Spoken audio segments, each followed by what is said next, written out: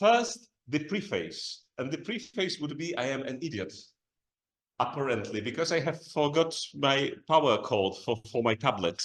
And I had this brilliant idea, I will make the slides yesterday night, and I couldn't. I had to use them, make them on my phone. Those are probably the worst slides I have ever put together. But it is also an exercise in using this, well, maybe it's not NI, but this automatic slide creation embedded in a PowerPoint app. I have just made the concept, and this is what Microsoft believes to be a proper background from something about games and invented traditions. So you will also witness what the overlords believe about what am I about to say. And that is the first part of the preface. Now, preface part two. It is all the part of a research project, or it is based on a research project, and somehow the slides does not change. Okay, it should, yes. Entitled Polish Video Games ? Born out of my profound distrust of this phrase that is everywhere in Polish public space, because Poles, as you might know, are proud of the video games. Because of The Witcher, let's face it, there is one Polish digital game, and then, of course, a lot of collateral. But because of that, politicians, journalists, activists, whoever, are all about Polish video games, and I am deeply skeptical about this term, and this is why, and luckily I was not the only one. There were also people in the National Grant Agency who shared my view and gave me money. And because of this money, I could hire those two beautiful young researchers who are my brilliant colleagues and friends, Magda Kozyra and Alexandra Prokopek, who are not here in flesh, but very much in the spirit, because almost everything I am about to say is based on their research, not mine. So here is me giving them credit they deserve. Today, and now let's go to part one, tradition. To walk you through your food coma. I hope you will have a pleasant nap during this talk. I am about to engage with a term of invented tradition, which is probably uncontroversial and well known, but just to be sure, I will quickly remind what I am aiming at. And it is, of course, problematic in itself because it is born out of the historical research. Borderlining cultural studies, and I am myself a literary person who was forced to do cultural studies. So I am perhaps making some gross misinterpretations and oversimplifications by even engaging with that. I am also not a folklorist. I do not even know what folk is. Beside the obvious Nazi context, this I get. I know Christian well enough.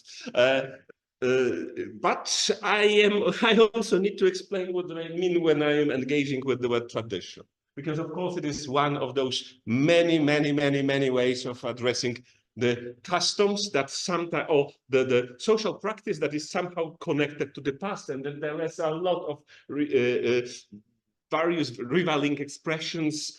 Those are just those that came to my mind about the midnight when I already stopped crying about my power cord.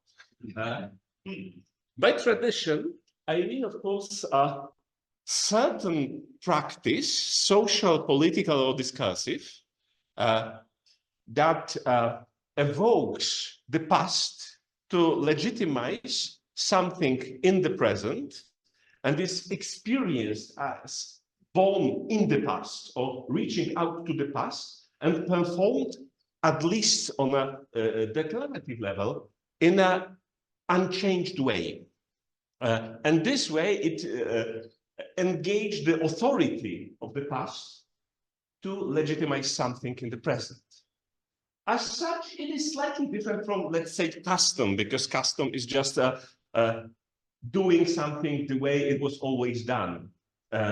There is less legitimization and less stress on a formal part of a custom when something is custom. You know, when your grandmother is making a traditional cake, in a customary way, it does not preclude using, for example, modern kitchen devices to achieve this effect, even though then the very act of serving the cake at the Easter table, let's stick to the closest possible example, would be an act of enacting tradition, because this is the part that is unchanging and, well, traditional. Then, of course, there is routine, just repeating stuff, because this is what we do. We are creatures of habit, and we learn to engage with something in a certain way, and then we go on and on, like me rambling right now. Heritage, already covered, with more political angle and more tied to preservation, to single out something that is tied to the past and consider it cherished in a different political, with a different political agenda, then highlighting the tradition. Of course, memory is individual, and but also holistic, and tradition is fragmentary, and so on and so forth. Of course, it does not deplete the entire definition, but at least I hope I made clear what I mean by tradition itself. And then, of course, there are those invented traditions, that it is a term introduced in a collected volume. You can see here without authors, because, of course, those letters are too tiny, but it is, of course, Eric Hobsbawm and Terence Ranger in their brilliant book collecting in the 90s various, well, mostly British traditions and dismantling their antiquity. The paradigmatic example would be, of course, the traditional Scottish garment with the kilt and everything, which is the first chapter of the book. But to make it closer to home and also avoid any appropriations, I decided to comment on that using the folk tradition of my own neighborhood in Prague. This is Majkowski, which translates into, I don't know, playful horsey, something like that. Beside the obvious Orientalism of this image, it is a custom in a neighborhood I grew up in which 8 days after Corpus Christi, Catholic holiday celebrating certain miracle, but let's not go there. That's the other invented tradition. Every 8 days after that, on a courtyard of a monastery that is there, very ancient one, established in late 10 or early 11th century, late 11 or early 12th century. This guy appears with his entourage, you can see in the back. He dances with the wooden horse strapped to his belt, and then moves in this joyful parade to the city market square, and people are standing by and cheering, and if somebody is hit with him, he has this, I don't even know how to call it in English, buława. He has this club, and if somebody is hit by this club, it means a good luck for entire year. And this, as you can see, really ancient traditions. We do not have any record before 1840 something. But when it was first recorded in 1840 something, it was already considered something ancient, even though all documents and all knowledge we have accumulated points out to the fact that it started maybe 10 years before. So first half of the 19th century, but it also invokes the Mongol invasion of the 13th century and the brief siege of Krakow before the Mongol forces moved out. And it's supported by the story invented later about some peasant ferrymen catching some kind of Mongol overlord just relaxing on the bank of the river, beating him up, and then dressing up like him to scare some people in Krakow and entering the city. And as you can see here, from this tradition, a lot of identity in Krakow is born. From children's stories filled with outrageous orientalistic imaginary, through most important local snack brand here, Majkowski, through, well, various figurines, and in every public transportation in Krakow, you have those on every seat, because Majkowski is also the patron of our transportation system, because, you know, a horse, but a person. And the costume itself is designed by well-known Polish late 19th century artist Stanisław Wyspiański. It is clearly purely fabricated, invented in 19th century, and presented or considered something that goes on ever since from the 13th century. And there was certain necessity for such a tradition in early 19th century, because it is the time when Krakow lost its short-born independence, created right after Napoleonic Wars, and became yet again part of Austro-Hungarian Empire. Well, at that time only Austrian Empire, which met a resistance of the local population and gave rise to various legends about how Krakowians were repelling invaders.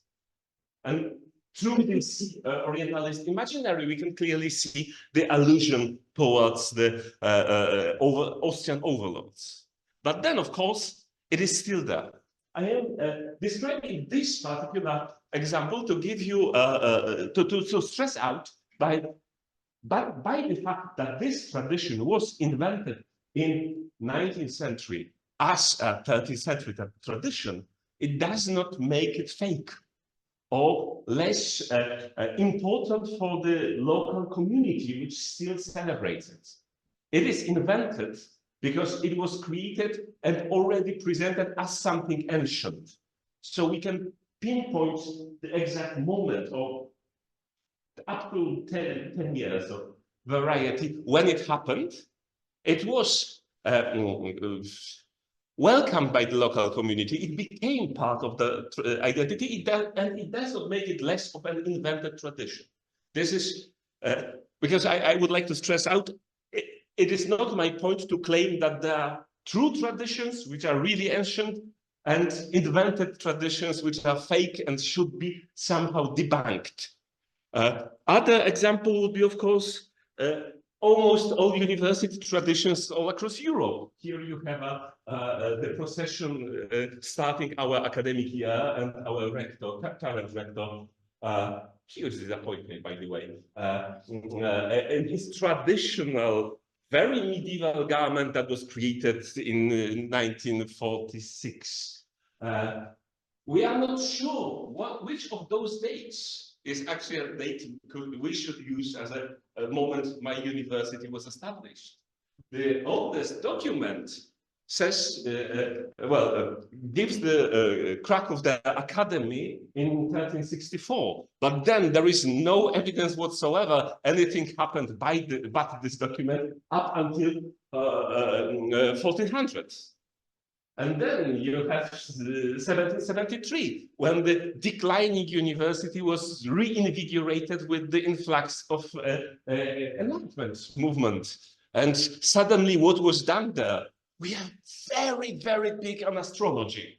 We are the best astrological university of Europe, maybe beside the University of Salamanca. It is not a coincidence Copernicus is our most famous alumni. He was there to study stars. But then, of course, it very soon became Austrian university in a peripheral city of an Austrian and then Austro-Hungarian Empire. So it yet again went into decline because Krakow became a provincial town. And then after Poland gained its independence, the university had to be recreated as a center of national thought. And then in 1945, when Lviv became part of Ukraine, now Lviv, the most important Polish university, which was there, suddenly it became abroad. But those professors moved mostly to our university, yet again recreating it. And also in 45, because of that, we have invented our tradition, and we even can pinpoint who did it. This guy, Karol Streicher, was in charge of and the task was basically given by the communist government of Poland to create Jagiellonian University as the Polish oldest university, to establish our importance on the academic map of Europe, and stress out that, well, we have this ancient academic traditions for the new communist state. And he did that by emulating certain medieval styles. And there is a lot of people who believe that we actually, that those garments were worn by our rectors even in the 15th century.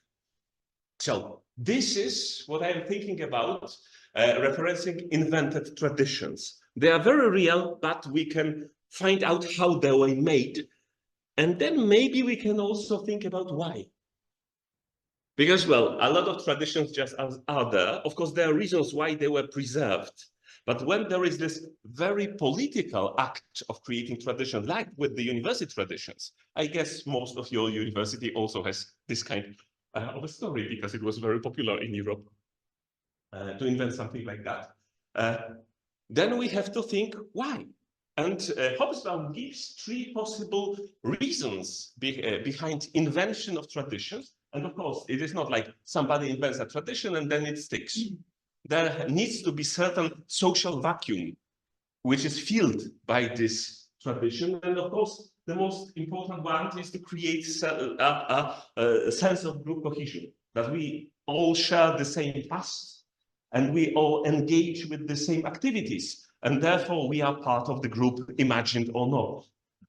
Then a lot of those goes to legitimize power, like university tradition, which establish European universities as really ancient and constantly moving forward proper academic scientific thinking, and therefore being a legitimate power over the knowledge production.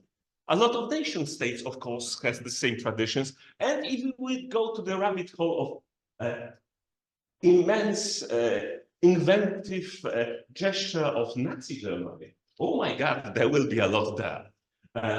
And of course, there is the third reason, social pedagogy, to teach the community or society or a group to act in a certain way by installing a periodical reminder of how they should act, how they should move around, and give the justification rooted in the past, which is, I don't know, the way Catholic Mass is created, for example. Catholic Mass is created in the 60s during the Vaticanum Secundum, but of course it poses as something, oh my God, so ancient.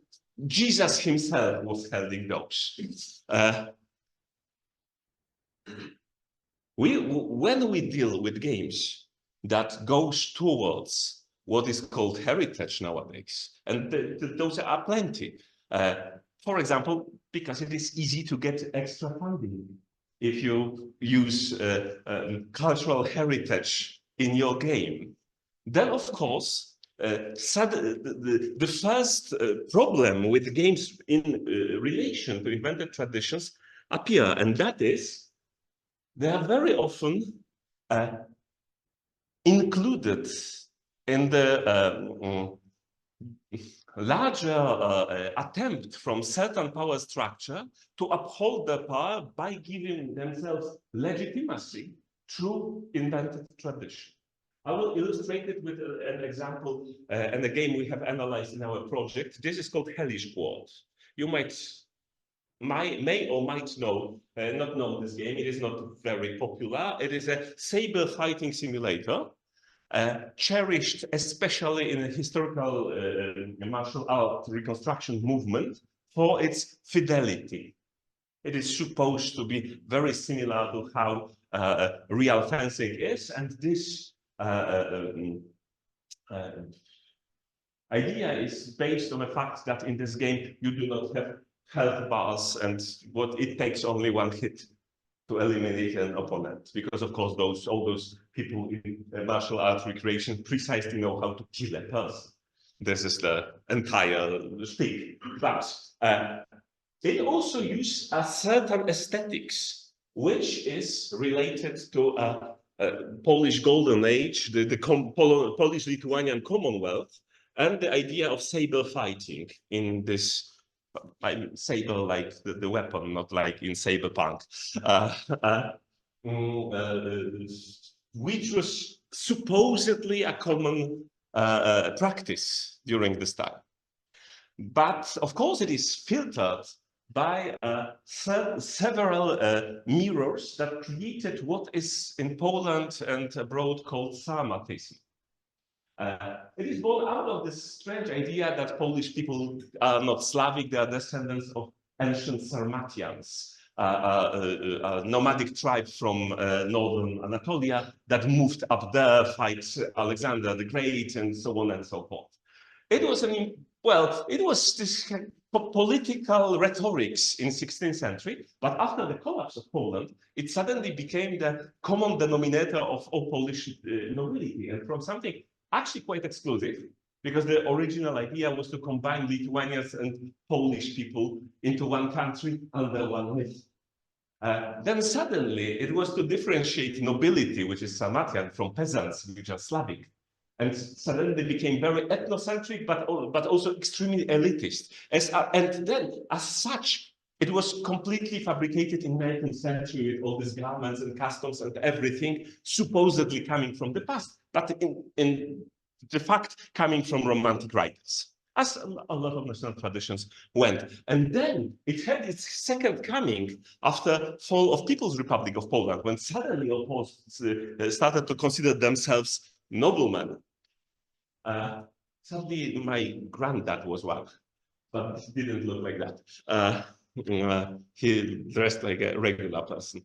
And nowadays, Sarmatism is very closely tied to Polish alt-right, because it was always highlighting the resistance towards state power, the ability to be self-sustained and to resolve disputes out of the legal context and so on and so forth. And of course, in 19th century, it was referencing the partitioning powers, Russia, Austria, and Prussia, that divided Poland between themselves. So Polish nobility created some kind of alternate state this way. And now it very easily caters to those libertarian ideas of personal freedom and unlimited economic prowess.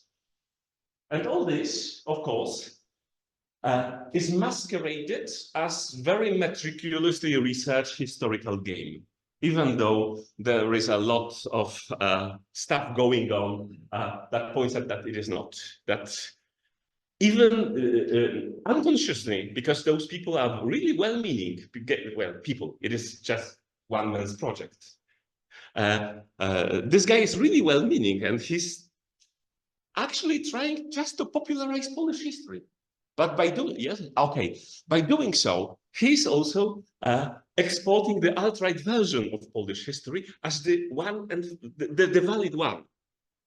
And then the second angle would be the ability of games to actually invent traditions. And just a few brief words, because this is something I was talking about for like a year or so already. We have researched how the creature called Leszy entered Polish folklore. It is a creature that appears in The Witcher 3. Massively successful game. I can see you are already smiling when I say Witcher 3. Again, what a miracle. It is one of those opponents, monsters you can fight. But because there was also this legend, according to which Witcher 3 was actually built upon Polish folklore, people, first abroad, started to believe that Leszy is something coming out of Polish folklore, even though it actually comes from Pushkin's Ruslan i Ludmiła, Pushkin's poem. And yes, there is this kind of creature in Polish folklore, but usually called borowy, not leszy. Leszy is a Russian word. But due to the authority of external validation in international context, there are huge groups of Polish players we have studied who actually started to believe that leszy is something coming out of Polish folklore and started revering it as tradition and suddenly remembering their grandmothers telling them fairy tales about leszy, even though in ethnographic studies, there is not a single mention of any fairy tale featuring this creature under this name. And of course, it does not look like this boss to Wendigo.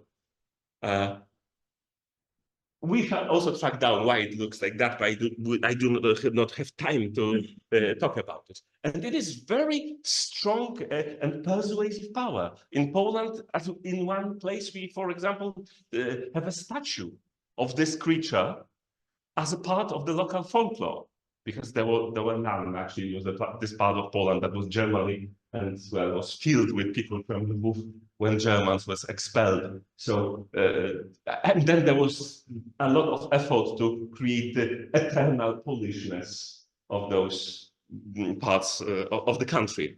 There are people who are tattooing this creature on their own body, believing that this way they cater to neo-pagan Polish movement.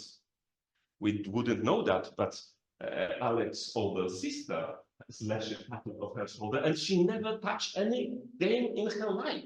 She just learned from some website that it is a leszy, ancient Polish deity. Of course, the website was created after this game. So that would be the second part, that a lot of stuff that is posed as traditional or folkloristic, so to speak, in a very common understanding of this world, then enter actual folklore and creates this very real, but yet very recent traditions. And then finally, this is something I am thinking now, there are also invented tradition within games of using games as a prop to establish something like that. The first example that pops into my mind, not those two, I will explain those two in a second, is, for example, imposing Jewishness on the game of chess in the 30s and 40s, which was paving way to popularize Go in Europe. So, you know, proper Europeans should play Go because chess is a very Jewish game based on the fact that there were several grandmasters of Jewish descent. Even former Russian grandmaster Alexander Alekhin was, for example, involved in this Jewification of completely non-Jewish game. But even closer to home, we, for example, already have the legend of Polish game development. The war stories of important people. This is the first game of the guy who then created stuff like Painkiller, Vanishing of Ethan Carter, and some other internationally known. And there is this version of Polish game history or game development history that features certain figures and engage with certain ritual practice like cherishing piracy, which is supposed to be our legacy in the digital culture. Or in a Polish role-playing community, there was this, in about 10 years ago, there was this movement rebelling against the way Poles are playing role-playing games, which was supposedly wrong, and they found a sacrificial goat in the form of 10 articles published in early 2000s in Polish role-playing magazine Magia i Miecz, which means sword and sorcery, by certain Ignacy Trzewiczek, who then became unpronounceable, internationally recognized board game designer who designed stuff like Hiroshima Hex or Robinson Crusoe or Stronghold and a lot of other stuff, who supposedly poisoned Polish role-playing game tradition with pessimism and overall grimdark. Yes, I am moving there. And of course, it was not like that. It was just few opinion pieces that appeared in a paper. Nobody cared. But about 15 years later, next generation invented the entire genealogy of Polish role-playing games just to highlight the fact that they are the better group because they have better command over the English language and they can read in original and not lean on those stupid Polish texts. It is not very dissimilar to, let's say, OSR, old school Renaissance in Dungeons and Dragons, which is aiming to recreate this never existing ultimate original way role-playing games are supposed to be played and then lecture everybody how they are playing the game wrong. So what is the outtake of this? I know I am already 1 minute over time. First, of course, there is a strong intersection between this way of engaging with invented traditions and or inventing our own traditions in a broader traditional context and the official politics of the nation states. Because nation states leans heavily on a selection and invention of a traditional customs that are supposed to create a cohesive group from people who are divided by not only ethnicity, but also class. So we are in this unifying world of a nation state, and games way too readily go into that direction, as, for example, Surik already showed. Then there are internal tensions within gamer community, like those people who believe that in the days of your games were great because they were difficult, and because they were difficult, because of that, everybody had a fair chance. And now, basically anybody can play. It was all ruined by the first Assassin's Creed or whatnot. But what you are supposed to do is to be good. Of course, we all remember it was not like that. But this is how the tradition goes. And then, of course, it serves to legitimize certain business practices. For example, to uphold this fake ethos of CD Projekt Red as people hackers who are coming from the piracy tradition and cannot be considered evil, greedy corporation we all know Electronic Arts or Ubisoft is. And those would be political uses of this, and it is basically what I have. Thank you so much.